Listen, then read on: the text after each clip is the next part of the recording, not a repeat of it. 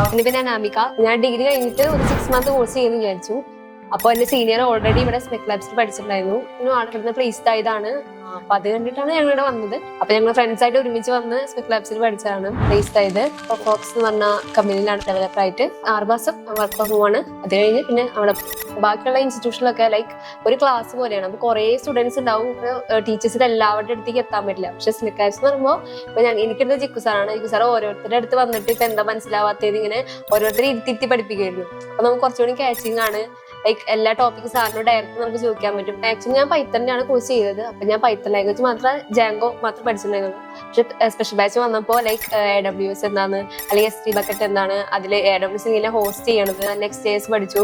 എനിക്ക് സാറ് ഭയങ്കര അടിപൊളിയാണ്. ലൈക്ക് സാറ് നമുക്ക് ജോലി കിട്ടണമെന്ന് സാറിന് ഭയങ്കര ആഗ്രഹമുള്ള പോലെ തോന്നും. അവസരം കഴിയുമ്പോൾ ഞാൻ സാറിന് വേണ്ടിയാണ് ജോലി മേടിക്കുന്നത്. അങ്ങനെ ഇപ്പൊ സന്ദീപ് സാർ തന്നെ എനിക്ക് 2-3 പ്രാവശ്യം മോക്ക് ഇന്റർവ്യൂ എടുത്തിട്ടുണ്ടായിരുന്നു. പിന്നെ ജിക്കു സാറായാലും ഇടയ്ക്കിടയ്ക്ക് മോക്ക് എടുക്കാണ്ട്. പിന്നെ ഇടയ്ക്ക് എക്സാംസ് ഒക്കെ ഉണ്ട്. അപ്പോൾ നമുക്ക് ഇന്റർവ്യൂവിന് പോകുമ്പോൾ ലൈക്ക് പിന്നെ അത് മാത്രമല്ല ഇംഗ്ലീഷിന്റെ തന്നെ നമുക്ക് സ്പെഷ്യൽ ക്ലാസ് ഉണ്ടായിരുന്നു. സോ അതിനോട് എനിക്ക് ഇംഗ്ലീഷും കുറെ അധികം ലൈക്ക് ഇമ്പ്രൂവ് ചെയ്യാനായിട്ട് പറ്റി ഇവിടെ വന്നിട്ട്. പിന്നെ ഇന്റർവ്യൂവിനൊക്കെ പോകുമ്പോൾ നമുക്ക് അത്ര ലൈക്ക് കോൺഫിഡൻസ് ഓറും ഉണ്ടായിരുന്നില്ല. ഓൾറെഡി ഇവിടെ നിന്ന് നമുക്ക് കുറെ കോൺഫിഡൻസ് കിട്ടിയിട്ടുണ്ടായിരുന്നു.